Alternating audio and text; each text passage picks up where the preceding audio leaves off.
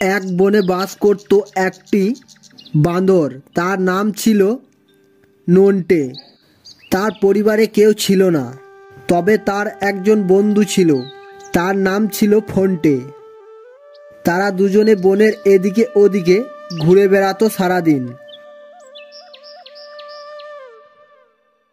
একদিন নন্টে বাঁদর ফন্টে বন্ধুর কাছে এসে বলে, ভাই ফন্টে, চলো আমরা দুজনে পাশের জঙ্গল থেকে ঘুরে আসি, এখানে খাবার তেমন পাওয়া যাচ্ছে না।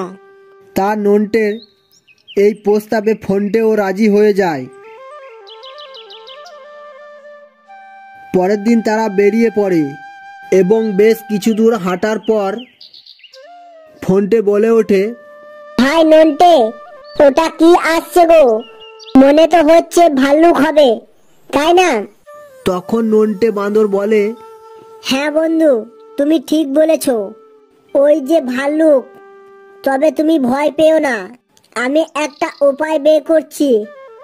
আমি গাছে উঠে পড়ব আর তুমি মরার মতো পড়ে থাকবে, কারণ আমি শুনেছি ভাল্লুকেরা মরা জিনিস খায় না। এই বলে নন্টে বাঁদর গাছে উঠে পড়ে আর ফন্টে মরার মতো শুয়ে পড়ে। কিছুক্ষণ পরেই ভালুক সেখানে চলে আসে আর ফন্টের চারপাশে শুঁকতে থাকে। তবে ভাল্লুকটি ছিল খুবই চালাক। তখন ভালুক চালাকি করে বলতে থাকে, আমি শুনেছি কোনো পশু মারা গেলে তার লেজ নয়, কিন্তু এ তো দেখছি লেজ নড়ে না। ভাল্লুকের এই কথাগুলো সত্যি মনে করে ফন্টেও তার লেজটা নড়াতে থাকে। তখন ভাল্লুক বলে, তুই সত্যিই বোকা, তাই তোকে খেয়ে আমার কোনো লাভ নেই, এমনিতেও আমার আজ পেট ভরে আছে। এই বলে ভাল্লুক সেখান থেকে চলে যায়।